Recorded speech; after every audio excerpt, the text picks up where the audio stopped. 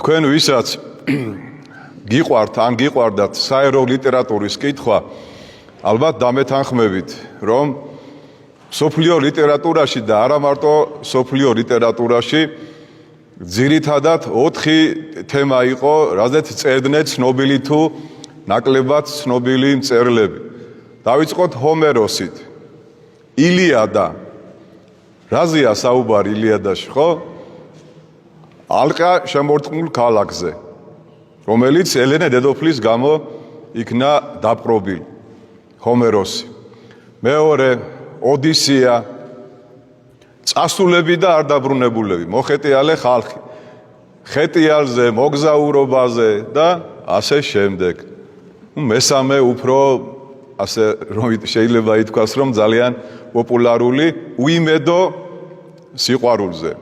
ხო? რომეო და ჯულიეტა და რა ვიცი, თითქმის ყველა მეორე წიგნი არის რომანი, არის ცრემლები, არის მწუხარება, არის განცდები, ამაოება და ყოველივე ამაოა. მეოთხე შედარებით უფრო მძაფ სიუჟეტიანი და საინტერესო დაკარგული განძის ძიება, ხო? მაკენა სოქრო ალბათ ყველას გახსოვთ, ჩვენს ბავშვობაში იყო. ძალიან საინტერესო, მაშინ საინტერესო თორე ეხლა კი მივხვდი, რაზეც არის ყველაფერი, ხო, საუბარი. ეს ორი ძირითადი თემა ტრიალებდა და ტრიალებს ეხლაც, იმიტომ რომ თანამედროვე ადამიანის დაცემულ ბუნებას, აზროვნებას მეტი მოთხოვნილება არ ქონდა და შეიძლება ითქვას, რომ არც ეხლა მაინც და მაინც ძალიან არ აინტერესებთ, მაგრამ მე ნაკლებად გამახსენდება კი არა და ვერ გავიხსენებ, თუ სადმე იყოს ღმერთის თავგანწირვის შესახებ. ღვთაებრივი თავგანწირვა. შეიძლება რაღაც ესეთი ბერძნულ მითოლოგიაში მოვიძიოთ, რაღაც წარმართული ღმერთების ბრძოლები, თავგანწირვები, შერკინებები, მაგრამ ის, რომ ღმერთი კაცი გამხდარ იყოს და ადამიანების გულისთვის ჯვარზე გაკრული იყოს და მესამე დღეს აღმდგარ იყოს, ასეთ რამეს მხოლოდ წმინდა წერილი ბიბლია გვასწავლის. და ჩვენ, მადლობა ღმერთს, რომ ვიცნობთ ასეთ ღმერთს და დღეს ყველა ჩვენთაგანი უმრავლესობა ვეზიარეთ მის სისხლს და ხორცს. აი თქვენ ალბათ ამას დაკვირვებაც არ ჭირდება, გახსოვთ აღდგომა ღამეს როგორი სიმრავლე იყო ადამიანების, როგორი შემართება იყო და დღეს გამდგომარეობა და როგორი იკლო მრევლის რაოდენობამაც და შემართება. ეს კი არ განვიკითხავ ვინმეს, ადრე ბრაზდებოდი ხოლმე, მაგრამ ეს არის ადამიანის დაცემული უმადური ბუნება. მახსენდება ყოველთვის, ვაი თქვენ წიგნობნებო და ფარისევლებო. თქვენ არ გეუბნებით, ზოგადად თუ ამბობ, რა თქმა უნდა, რომ აი წესები, კანონები, ეს შევასრულე, ის შევასრულე და გარანტირებული მაქვს ცხონება. ასეთ რამეს იესო ქრისტე არ ქადაგებს შემოკარგებო და თქვენს დაივიწყეთ. მუსლიმანს რო კითხო, როგორ ცხონდები, რას ქვია როგორ ცხონდები? დღეში 5 ჯერ უნდა ვილოცო, შარიათის კანონები უნდა შევასრულო და ცხონდები და ყველა რელიგიაში ასეა. მაგრამ ჩვენთან რადიკალურად განსხვავდება ერთმანეთისგან ეს ყველაფერი. ორი ძე ყავდა, ხო, მამას, ნახეთ? უფროსი ძე არის მოწესრიგებული, დამჯერი, მშრომელი, ყველაფერს ასრულებს, ხო, არაფერი არ დაუშავებია, მაგრამ გული ბოღმით აქვს სავსე და მოყვასი თავისი საკუთარი ძმა, რომელიც დაკარგული იყო და მოვიდა, ის არ უყვარს. იმას განეკითხავს, საკუთარ მამას განეკითხავს. კი იყო განკითხვის ღირსი კაცმა, რომელმაც მიწაში ჩადო თავისი მამა ფაქტიურად, იმიტომ რომ ებრაელი ხალხის კულტურაში შვილი რომ მამას ეტყვის, რომ ქონება გამიყავიო, ეს ნიშნავს, რომ მამა შენ ცოცხლად აღარ მიგაჩნია. ანდერძი და გარდაცვალების შემდეგ ხდება, ხო, მემკვიდრეობის მიღება. და შვილი ეუბნება, მომეციო, ქონება მივდივარ. აი რა არის ქრისტიანობა, კარგად დაუკვირდი. წავიდა, იხეტიალა, იბოდიალა, ღორების წყემსი გახდა და მიხვდა რა მიქარა, რა დააშავა და ბრუნდება. მაგრამ მუსლიმანების ღმერთი მას არ მიიღებდა. არც ერთი რელიგია მას არ მიიღებდა. მხოლოდ ქრისტიანების ღმერთი მიიღებდა მას. თანაც იცით როგორ? უსიტყვოდ, უპირობოდ გადის ეზოში, იხუტებს გულში და დაიბრუნა მან თავისი შვილი. რატომ ვაკეთებ ჩემო ძვირფასებო ამ ხელა შესავალს? იმიტომ რომ დღევანდელი სახარების შინაარსი უკეთ წარმოვაჩინო. ადამიანი 38 წელი, ეს არ არის 38 დღე, 38 კვირა, 38 თვე, 38 წელი აპატიე და აგდია. ტბასთან ახლო რაღაც ალბათ მეტრები აშორებდა განკურნებას და წლიდან წლამდე წელიწადში ერთხელ აი ესეთი უიმედო მდგომარეობაა ქრისტემდე, ჩამოდიოდა ანგელოზი, აღამღვრევდა წყალს და ვინც პირველი ჩავიდოდა ის განეკურნებოდა.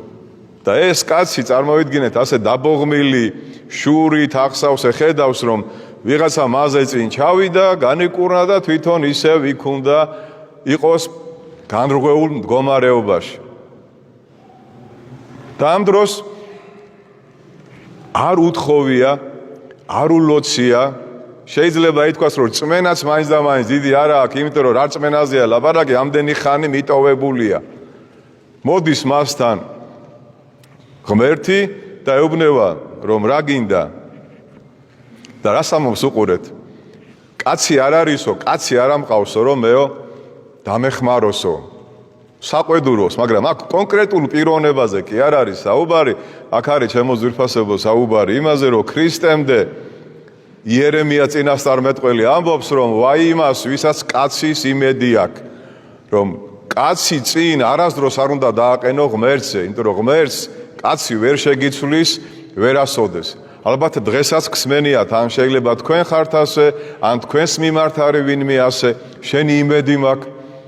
აი შენ რო არ იყო რამე შველებოდა, გეხვეწები, ისეთი კაცი მყავს მე იქ რო ამას გამიკეთებს, იმას გამიკეთებს, საქართველოში ხო ასია, იმიტომ მიდი შენი საქმე კარგად, რომ ყველაფერი პოლიტიკური ნიშნით არის და ყველაფერი არის კაცის კაცობით, სამწუხაროდ ეკლესიაშიც. დავით აღმაშენებელმა სხვა რამე გააკეთა, ჩემო კარგებო. ყველა პირადი ღირსებით დააწინაურა სახელმწიფოში და სახელმწიფო გახდა იდეალური. იესო ქრისტე პირდაპირ არ ეკითხება გწამს, არ აკწამს, ხო? ძალიან უცნაურია. რა თქმა უნდა, მან იცის მას სწამს თუ არ ასწამს, სამ სიტყვას ეუბნება და გთხოვთ რომ ეგ სიტყვები მთელი ცხოვრება გახსოვდეთ. აღდეკ, აღიღე ცხედარი და ხვიდოდე. აი ახლა განსაკუთრებით, როდესაც ჩვენ ვიღვიძებთ დილით, ძალიან ბევრს უჭირს ადგომა სარეცელიდან. ხო ასია, რატო? იმიტომ რომ არასწორი ცხოვრების წესით ცხოვრობთ, განსაკუთრებით ახალგაზრდები. ღამის პირველი 2 საათი ეკრანებთან არიან და დილით 3-ჯერ, 4-ჯერ უნდა გააღვიძო რომ ადგეს და წავიდეს სადმე, ხო? ჩვენი ქრისტიანული ცხოვრება იწყება სარეცელიდან თავის დროზე ადგომით. სანამ ზეამოვა და სანამ ვიღაცა შემოვა და გეტყვის რომ შვილო რა ხდება, რა დღეში ხარ. ან შენ შეიძლება უკვე ასაკში ხარ, მაგრამ გეზარება. თუ შენ გვიან ადექი და გეზარება სარეცელიდან ადგომა, არა ხარ კარგი მლოცველი და არა ხარ მოწესრიგებული ადამიანი. აღდეკ ნიშნავს რომ აბა კარგად გაიხსენეთ ცისკრის ლოცვები როგორ იწყება ძილისაგან აღდგომილი გმადლობ ჩემ წმინდაო სამებო. და ამას ზოგი ამბობს დღის პირველ საათზე. ყველაზე კაი ვარიანტი. ზოგი შუა დღის, ზოგი შეიძლება ვერ გაიგოს გათენდა თუ დაღამდა და საღამოს წაიკითხოს დილის ლოცვები. თქვენ გეცინებათ, მაგრამ ეგ სასაცილო სულაც არ არის. თავდაყირა ხდება ყველაფერი. ოდესაც შენ თავს ეუბნები რომ აღდეკ, ეს ნიშნავს იმას რომ შენ ძველი ცხოვრება უნდა მიატოვო. აი ეს ღამე რო სიზმრები რო ქონდა, წინადღე, იმის წინადღე, განკითხვა ჩხუბი, დალევა, გაწევა, გამოწევა, აი იქიდან უნდა აღდგე. იქ არ დარჩე. არ გაიღვიძო ისევ გაბუტულმა.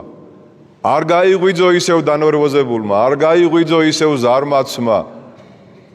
არ გაიღვიძო იმით, რომ ვახ ეს რა გამიკეთა, კაცო, ეს რა მითხრა, კაცო, ეს რა იყო, ეს როგორ იყო, დაივიწყე, წაშალე. შეიციან ხოლმე, ხოცრუ მორწმუნე ხალხმაო, წყალს მოუყევიო. წყალს კი არ უნდა მოუყვე. გონება განაახლე.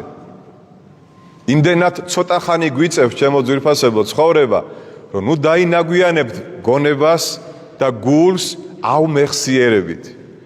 გაგეცინოთ იმ ადამიანებზე, ვინ თქვენ შეურაცხყოფა მოგაყენათ და შეგეცოდოთ. იცით რატო? ბედნიერი ადამიანი თქვენზე ცუც არ იტყვის და თქვენზე წინ ვინც არის, ის თქვენზე არაფერს არ იჭორავებს, სადასალია შენთვის იმას, კაცო. პირს უკან ჭორავობს ძალიან დაბალი დონის ხალხი. რატო? ვერ შედგა ცხოვრებაში, ვერ წავიდა წინ და მარტო თელი დღე იმაზე საუბრობს, ვინ რა იყიდა, ვინ რა გაყიდა, ვის ოჯახში რა ხდება. რატო? იცით, რომ ხელმოცარული ადამიანია. ვერაფერში ხელი ვერ მოემართა, ბოროტი და შურიანია. კაინივით.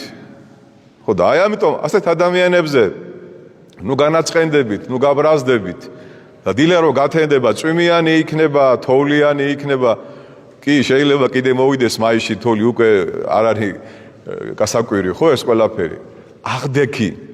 აღდექი ამ ყველაფრიდან და ლოთის ცოლივით უკან ნუ იყურები. უყურეთ, საკმარისია შენ აუმეხსიერებით გაიღვიძო, მთელი დღე უთმობ კიდე წინა დღეს. მე სკოლაში თუ სამსახურში თუ გახვალ, იქ ვიღაცას უყვები კიდე, როგორ გატკინეს გული, იმასაც ხო განკითხვაში აგდებ. და გუშინდელი დღე გადაახვიე ფაქტიურად და ისევ დარჩი წყენაში და ბოღმაში და ასე შემდეგ. ამიტომ მეუბნება ქრისტე იმ ადამიანს, რომ წარმოგიდგენიათ 38 წელი როგორი დაბოღმილი იყო ეს ადამიანი. წარმოგიდგენ, ამდენჯერ განიკითხა, ამდენჯერ შეშურდა. ბუნებრივიც არის, შეშურდებოდა, აბა რა იქნებოდა, ვიღაცამ დაასწრო, ან ვიღაცას მიმყვანი აღმოაჩნდა და თვითონ არავინ არ აღმოაჩნდა. აი ამ ყველაფრიდანო ქრისტე ეუბნება, განა პირდაპირ სარეცელზეა ლაბარაკი, აი ამ ყველაფრიდან ადექი აღარ დარჩე ჰორიზონტალურ მდგომარეობაში, ვერტიკალურ მდგომარეობაში იყავი, იმიტომ რომ ჰომო საპიენი ხარ, იმიტომ რომ რელიგიოსი ხარ, იმიტომ რომ ეთიკური არსება ხარ, საზოგადოებრივი არსება ხარ და აღარ დარჩე პირუტყვივით. ბასილი დიდი შესაქმეს რო განმარტავს 6 დღეთას, ამბობს რომ პირუტყვები 4 ფეხნი არიან და მიწას მისჩერებიან და შენ ადამიანო ვერტიკალური არსება ხარ და ზეცისკენ უნდა იყურო. ზეცისკენ ყურებაში არ ვიძახი პითაგორა რო იყურებოდა და ორმოში რო ჩავარდა და ერთმა ქალმა განიკითხა, დედამიწაზე ვერ ხედავ რა ხდება და ცაში რას იყურებიო. ვერტიკალური პიროვნება ნიშნავს იმას, რომ მიწიერზე არა ხარ მიჯაჭვული და სულ ზევით მაღლა ფიქრობ, რაც შეიძლება გამოხვიდე აი ამ ჭაობიდან და მძიმე მდგომარეობიდან. მეორე უფრო საინტერესო, აღიღე ცხედარი შენი. რას ამბობს ქრისტე? უარყავ თავი თვისი. შენი ცხედარი აღიღე ნიშნავს, რომ შენი ცხედარი გაღვიძებიდანვე გეუბნება ყავადალია ეხლა, გემრიელად არაყი მიირთვი, აბა კარგად გამოძახი, იმიტომ რომ დღეს მძიმე დღე გაქვს და არ გეტყვის შენი ცხედარი, მიდი ლოცვები წაიკითხე, მადლობა შეწირე ღმერთს. შენი ცხედარი მაგას არ გეტყვის, მაგას შენი სული თუ წამოიკნავლებს, რომ სანამ საჭმელს მიუჯდები, მაგიდას მიუჯდები, მოდი რა ხატებთან მიდი და ორი სიტყვა თქვი, დიდება შენ და ღმერთო, მადლობა შენ და ღმერთო, რომ დღეს აგერ რა ხდება, ხო? უკვე ომი სერიების სახით არის, ხო, რაღაც სერიალებია, რუსეთის და უკრაინის ომი უკვე სერიალია და დაუმთავრებელია, რაბინია იზავრასავით და ეხლა ირანის და ამერიკის ომი დაიწყო, ეს უკვე მოგვწყინდა, ეხლა ახალი სერიალი. რატო? რომ გამოჩნდეს მერე ანტიქრისტე და თქვას, რომ მე დავასრულებ ომებს. ხვდებით ხო აქ რაზეა საუბარი? ამიტომ შედალოცილო, შენ რომ სავანტყოფოში არ გაიღვიძე და საპატიმროში არ გაიღვიძე, მიდი ხატებთან ორი სიტყვით იამბორე და უთხარი მადლობა, დიდება და შემიწყალე დღეს შენ აკურთხე ჩემი დღევანდელი სამსახური, ჩემი ავტომობილის მართვა აკურთხე, ჩემ ცოლთან ურთიერთობა დალოცე რომ აღარ ვიკამათო, აღარ ვიჩხუბო, ჩემი შვილები მშვიდობიანად წაიყვანე და მშვიდობიანად მოიყვანეს სკოლიდან და აღარ იყო ჩამოკიდული მობილურზე, სადახარ შვილო, აბა დაგიმთავრდა, აბა ესე, აბა ისე, რა ხდება და ერთი ამბავი, ხო? არა და ორი სიტყვაა საჭირო, უთხრა დედა ღვთისმშობელს, წმინდა გიორგის, შენი შვილის მფარველ წმინდანს, მაგრამ ამას რწმენა ჭირდება, ჩემო კარგებო. ჩვენი მცირედ მორწმუნეობა ამის საშუალებას ჩვენ არ გვაძლევს. ამიტომ ყოველ დილით მოდი და ჩვენს საწოლთან, სარეცელთან ეს სამი სიტყვა დავწეროთ რა. ან ხატებთან აღდეკ, აღიღეთ შენი ცხედარი, ანუ შენ ცხედარზე მაღლა დადექი და მართე, შენმა ცხედარმა კი არ უნდა გმართოს, შენი ცხედარი მართე შენ თვითონ. არ არის ძნელი, ეს მარტო მარხვაში კი არა. მარხვის მერეც მინდა, უნდა უთხრა სულმა რომ არ გინდა, არა, ბევრია, დიაბეტი დაგემართება, ჩაიხედე სარკეში რას გეხა. აღარ გინდა ამდენი განკითხვა, აღარ გინდა ამდენი რაღაცები, აღარ გინდა შენ ცხედარზე გაიმარჯვე. მესამე, ძალიან საინტერესო, ხვიდოდე. სად უნდა ხვიდოდე? უფლის გზაზე. იესო ქრისტე ბრძანებს. მე ვარ გზა, ჭეშმარიტება და სიცოცხლე. ჩვენი ბილიკები ყოველთვის უნდა იყოს სასუფევლისკენ. სამსახური სახლიდან რო გადიხართ, დაფიქრდით, სად მიდიხარ? კი, სამსახურში მიდიხარ, მესმის. კი, მიდიხარ დასასვენებლად, კი, მიდიხარ კარგ საქმეზე, მაგრამ დაიმახსოვრეთ, რომ ჩვენი სახლიდან გასვლა ყოველთვის უნდა იყოს სიმბოლო სასუფევლისკენ გზავრობის. ეს როგორ გავიგოთ? ერთმა ადამიანმა გუშინ მკითხა, მომწერა, რომ მამაო, რას ნიშნავსო ქრისტე რო ეუბნება მოწაფეებსო, რომ მე მივდივარო ადგილი მოგიმზადოთო. როგორ ფიქრობთ, იქ მოუმზადებელია რამე? იქ ყველაფერი მზად არის. ამით შენ მიგანიშნობს, რომ შენ შვილო მოემზადე, ისე იცხოვრე, რომ იქ შენთვის მრავალი სავანეროა, იქ შენი ადგილი აღმოჩნდეს. აი დღევანდელი 60 ქულოს გმირი, ტაბითა. წარმოიდგინეთ, რომ ადამიანი, რომელიც ქალბატონი მშრომელი, ხელსაქმით არის დაკავებული მოწყალებას გასცემს, უცაბედად გარდაიცვლება და უამრავი ხალხი მივა პეტრესთან. ტაბითაო ძალიან კეთილი ქალი იყაო და ბევრ სიკეთეს აკეთებდაო. აი ნახეთ, როგორ ეხმარება ადამიანს სიკეთე და პავლე ორ სიტყვას იტყვის, ტაბითა აღდეკ და აღდგება ტაბითა. ეს ძალიან სერიოზულია, მე თვითონ ჟურნალისტელმა დამეარა, გიორგი რო შემოვიდა, წიგნის კითხველი ვკითხე, რომ რას აკეთებდა მეთქე ესეც, ხო? შესამოსლებს კერავდა. არ ვიცი, შეიძლება სახურებისთვის იყო, მაგრამ რა მნიშვნელობა აქვს? მოწყალე ადამიანი იყო. სულ ცდილობდა, რომ ვინმესთვის მაშინ ეხლა შესამოსელი ძალიან ძვირი სიამოვნება იყო, ხო? ან იქსოვებოდა, ან ესეთი ნაჭერი არ იყო ეხლა რომ წახვიდე და ბაზრობაზე რომ იყიდო, ხო? მოკეთ ეს ადამიანი იყო ძალიან მოწყალე. და ღმერთმა შეიწყალა და დაუბრუნა მას სიცოცხლე. და გახსოვდეთ, ჩემო კარგებო, მიდიხართ, მოდიხართ, ადიხართ, ჩადიხართ, თუ რამეს აკეთებთ, ყოველთვის უნდა იაროთ იესო ქრისტეს გზაზე. ეს რა გზა არის? ეკლიანი გზა არის, ვიწრო გზა არის, მაგრამ სამაგიეროდ არის სიხარულის გზა, სიყვარულის გზა და ბედნიერების გზა არის. ჩვენ რომ ეს ყველაფერი რაც ახლა მე გითხარით, გვესმოდეს, აღდგომის მერე ტაძარი უფრო შეივსებოდა ხალხით და არა დაცარიელდებოდა. იცით რომ დღევანდელი გმირი, რომლის სახელიც არ არის ცნობილი, წერია სადღესასწაულოში, რომ როდესაც მაცხოვარი პრეტორიუმში შეიყვანეს და ანერწყებენ, ხელს ურტყავენ, ერთ-ერთი ეს იყო 38 წელი რომ იყო განრღვეული, ხელს ურტყავდა სახეში მაცხოვარს. ესეთი უმადურობა გაგიგიათ ჩემო ძვირფასებო, მაგრამ ჩვენ მარტო იუდას განვიკითხავთ, ხო? ჩვენ მარტო ასეთ ადამიანებს განვიკითხავთ და რამდენი ადამიანია, რომელსაც ღმერთმა უამრავი წყალობა მისცა, უამრავი სიკეთე მისცა, ოჯახი, შვილები, შვილიშვილები და რო ეუბნები რომ ეკლესიაში მოდი, დრო არ ამაქო გეუბნება. ან აღდგომას იყო, მაგრამ მიატოვა და წავიდა.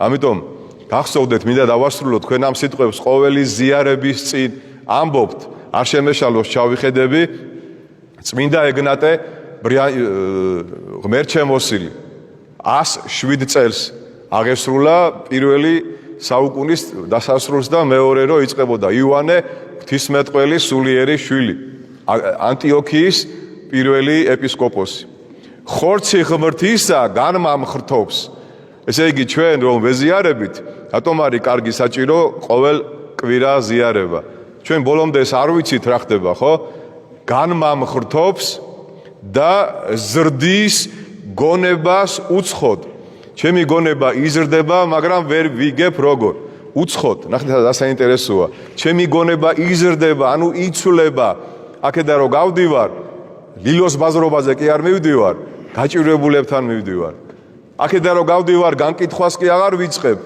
არამედ პატიობ მიმტევებელი ვარ მოსიყვარულე ვარ თავდაბალი ვარ აი როგორ იცვლება ჩვენი გონება მაგრამ თუ შენ აქედან ნაზიარები გახვედი და ისევ დედასიგინები ისევ განკითხვაში ხარ და ისევ ისეთი ხარ ძალიან სულად არის ჩვენი საქმე და ბოლოს ძალიან მომეწონა მეუფეშიოს მოსაყდრეშიოს სიტყვები ჟურნალისტი ეკითხება რომ რას ეთყვითო უკანასკნელათო პატრიარქსო და ესეთი სახე ცრემლები წამოვიდა მეუფეს და რატო უკანასკნელათო მე მასთან სათქმელი ყოველთვის მექნება მიხვდით ჩემო ძვირფასებო რამხელა სულიერებაა ჩვენ მადლიერები არა მარტო აღდგომას და არა მარტო შობას ყოველთვის მადლიერები უნდა ვიყოთ ღმერთის და ყველაზე დიდი ლოცვა არის იცით ოდის ყველაზე ძალიან რო გეზარება და ადგები ილოცებ და წახვალ ეკლესიაში და ჩვეულებრივი დღეროა და არაფერი განსაკუთრებული რო არ ხდება და გიორგობას რომ მოხვალ და ნინოობას გასაგებია